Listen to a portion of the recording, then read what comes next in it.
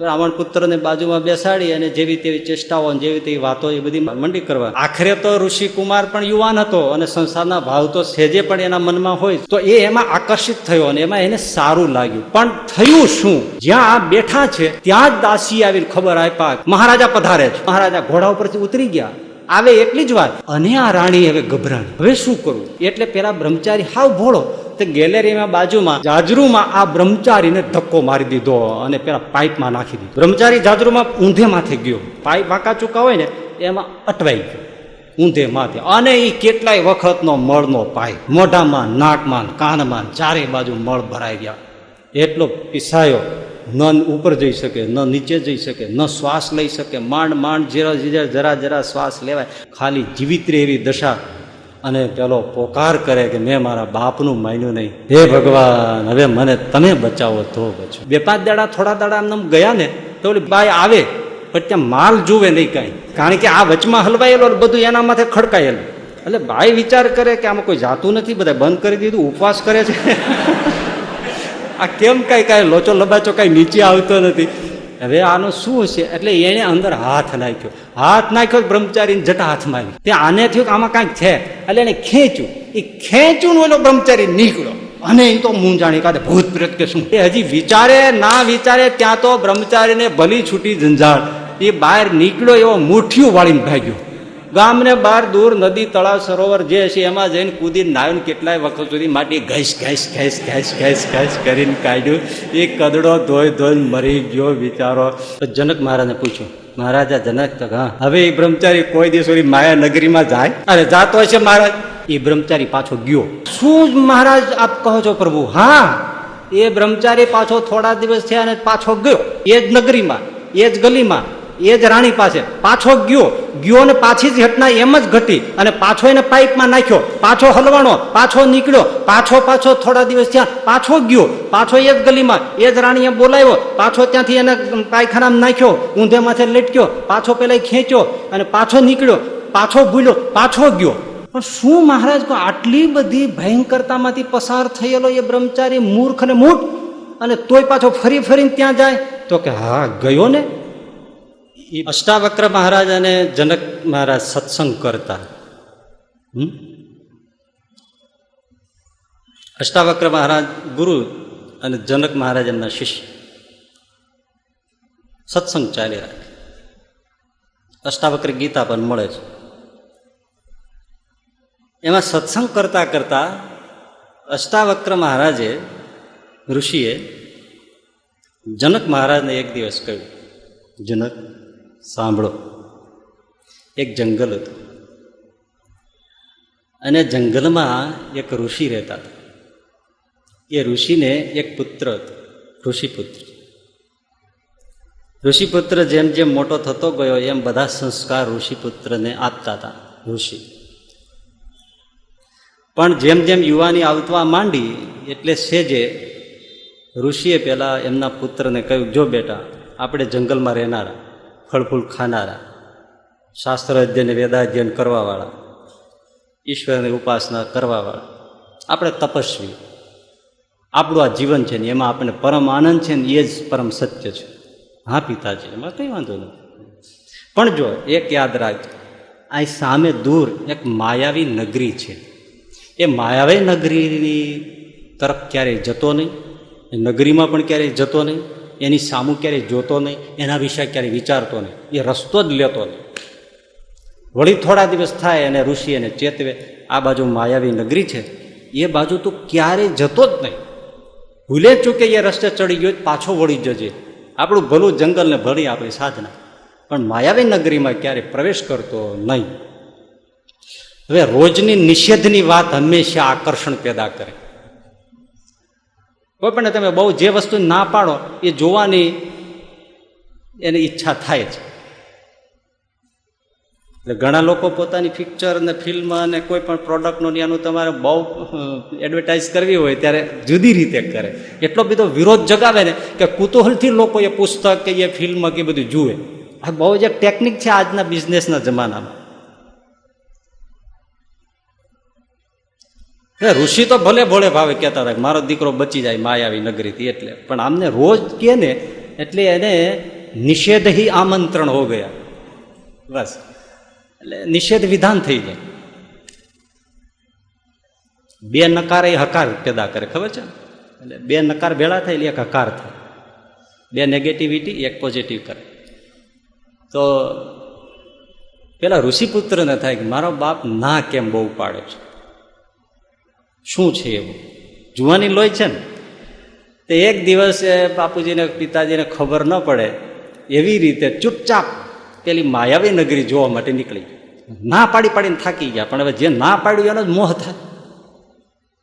અમુક વસ્તુ તમે ક્યારેય ન ચાખતા હો, પણ તમને ડોક્ટરે એમ કહે કે આ તમે ન ખાતા તો વારે વારે યાદ આવે. આ બધું એવું છે.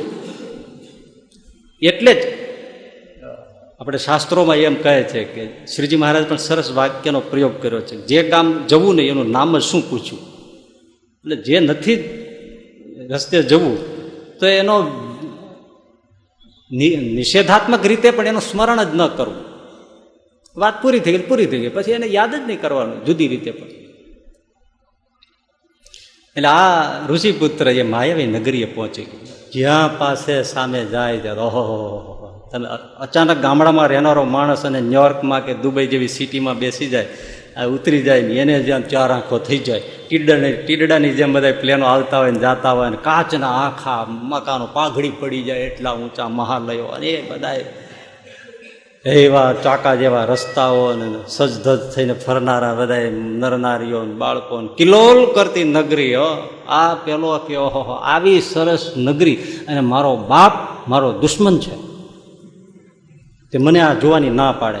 અરે જોવામાં જાણવામાં શું વાંધો છે? આ જોવા મળ્યું તો આપણને ખ્યાલ આવ્યો કેટલી સરસ છે, કેવા લોકો, કેવી નગરી. આ ખુશ થતો નગરીમાં ફરે છે. એમાં એક ગલીમાં એટલે કે સ્ટ્રીટમાં શેરીમાં નીકળ્યો. હવે ત્યાં રાણીઓનો નિવાસ. તો એમાં એક રાણી ઝરૂખામાં બેઠેલી ની એમણે આ બ્રહ્મચારી ઋષિકુમાર વનવાસી યુવાન અવસ્થા અને નિર્દોષ ચહેરો હોય અને નિર્દોષ મન હોય એનું સહેજે આપણને આકર્ષણ બહુ થાય. બાળક વાલું શું કામ લાગે છે? એ નિર્દોષ છે એટલે બધાને ગમે બાળક. એટલે આ ભલે યુવાન હતો પણ નિર્દોષ બાળક જેવું ચિત્ત, એના સંસારના કોઈ ભાવ નહોતા.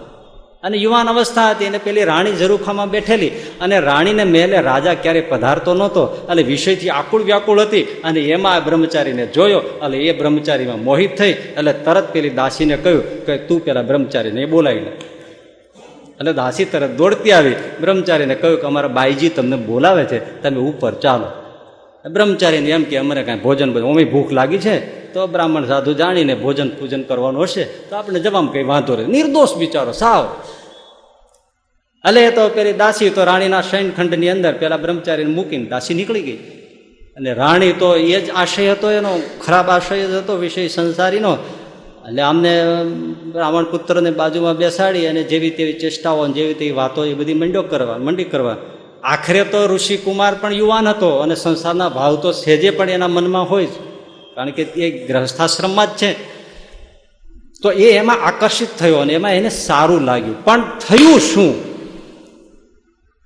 જ્યાં આ બેઠા છે ત્યાં જ દાસી આવીને ખબર આપ્યા મહારાજા પધારે છે, સમ્રાટ આવે છે આપને મહેલે. અમસ તો ક્યારે આવતો નહોતો અને આજે સમ્રાટ પધારે છે. અમુકના નસીબ એવા હોય. હવે એને દાસી આવીને ખબર આપ્યા ને આમણે જ્યાં જોયું ત્યાં દરવાજે જ મહારાજા ઘોડા ઉપરથી ઉતરી ગયા. આવે એટલી જ વાત.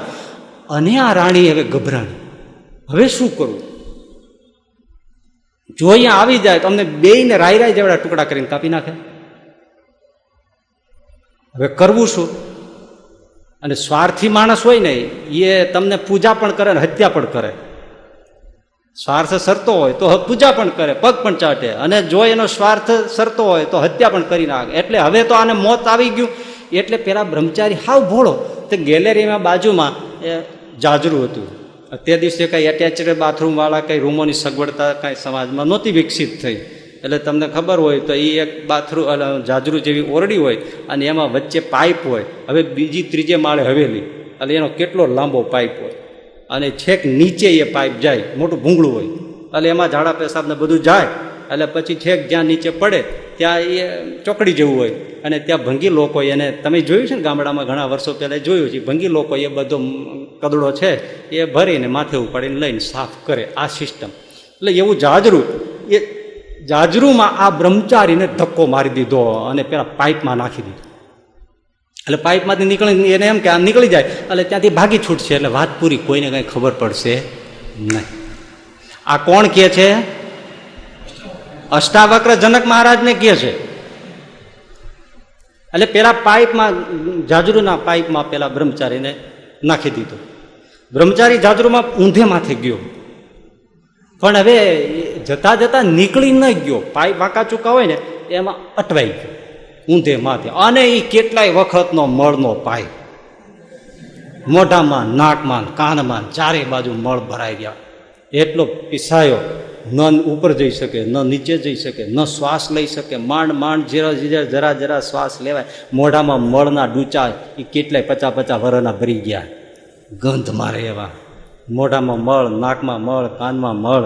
બોલવું હોય તો ચીસ પોડવી તો બોલાય નહીં, મળથી બધું ભરાઈ ગયું. ખાલી જીવિત રહે એવી દશા.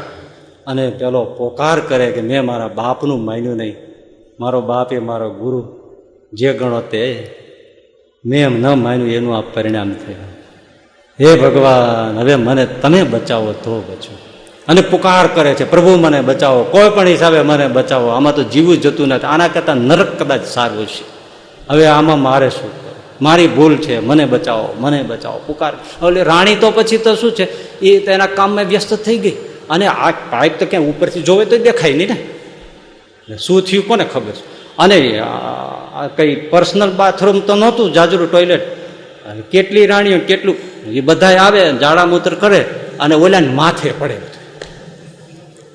દશા જુઓ તમારે. ઓલો ઋષિપુત્ર ક્યાંય પશુઓનો મળ અડી ગયો હોય તો 3 વાર નાહી નાખનારો, પવિત્ર રહેનારો માણસ, એના માટે દિવસમાં કેટલી વાર ધમધોકાર આ બધું વરસે. અને પેલો ચિત્કાર કરે અંદરથી અને પુકાર કરે, હે પરમાત્મા, હે મારા નાથ, હે પાહી મુરારે, કૃપયા પારે પાહી મુરારે, તમે બચાવો નાથ, હવે મને બચાવો. હવે આમાં શું થયું, 2-5 દાડા થોડા દાડા આમ ગયા ને તો ઓલી બાઈ આવે પણ ત્યાં માલ જુએ નહીં કાંઈ, કારણ કે આ વચમાં હલવાયેલો બધું એના માથે ખડકાયેલું. એટલે બાઈ વિચાર કરે કે આમાં કોઈ જાતું નથી, બધા બંધ કરી દીધું, ઉપવાસ કરે છે. આ કેમ કાંઈ લોચો લબાચો કાંઈ નીચે આવતો નથી. હવે આનું શું છે? એટલે એને અંદર હાથ નાખ્યો બ્રહ્મચારીને જટા હાથમાં આવી. ત્યાં આને થયું કે આમાં કાંઈક છે, એટલે એને ખેંચ્યું. એ ખેંચ્યું ને ઓલો બ્રહ્મચારી નીકળ્યો. અને એ તો મૂંઝાણી કાઢે, ભૂત પ્રેત કે શું, એ હજી વિચારે ના વિચારે ત્યાં તો બ્રહ્મચારીને ભલી છૂટી ઝંઝાળ. એ બહાર નીકળ્યો એવો મુઠ્ઠીઓ વાળીને ભાગ્યો. ગામને બહાર દૂર નદી, તળાવ, સરોવર જે છે એમાં જઈને કૂદીને નાવીને કેટલાય વખત સુધી માટી ઘેસ કરીને કાઢ્યું. એ કદડો ધોઈ મરી ગયો બિચારો. આટલી વાત કરી અષ્ટાવક્ર અટકી ગયા. પછી જનક મહારાજને પૂછ્યું, મહારાજા જનક તો હા, હવે એ બ્રહ્મચારી કોઈ દિવસ ઓલી માયા નગરીમાં જાય? અરે જાતો હોય છે મહારાજ, વાત શું કરો છો? અને એ જાય તો પેલી ગલીમાં જાય? અરે એની બાજુ જોવે નહીં મહારાજ, ખો ભૂલી ગયો કયો. અને કદાચ જાય ને પેલી ગલીમાં નીકળે અને પેલી મહારાણી બોલાવે તો એને બંગલે જાય? ના જાય, કોઈ દિવસ ના જાય. ગમે તેવા આકર્ષણ આપે તોય ના જાય. ના જાય ને એ બ્રહ્મચારી પાછો ગયો. શું મહારાજ આપ કહો છો પ્રભુ? હા, એ બ્રહ્મચારી પાછો થોડા દિવસ થયા અને પાછો ગયો. એ જ નગરીમાં, એ જ ગલીમાં, એ જ રાણી પાસે પાછો ગયો ને પાછી જ ઘટના એમ જ ઘટી. અને પાછો એને પાઇપમાં નાખ્યો, પાછો હલવાણો, પાછો નીકળ્યો, પાછો થોડા દિવસ થયા પાછો ગયો, પાછો એ જ ગલીમાં, એ જ રાણીએ બોલાવ્યો, પાછો ત્યાંથી એને પાયખાનામાં નાખ્યો, ઊંધે માથે લટક્યો, પાછો પેલા ખેંચ્યો અને પાછો નીકળ્યો, પાછો ભૂલ્યો, પાછો ગયો. પણ શું મહારાજ, આટલી બધી ભયંકરતામાંથી પસાર થયેલો એ બ્રહ્મચારી મૂર્ખ અને મૂઢ, અને તોય પાછો ફરીને ત્યાં જાય? તો કે હા ગયો ને. એ બ્રહ્મચારીને જનક તે ઓળખ્યો ના? એ તું?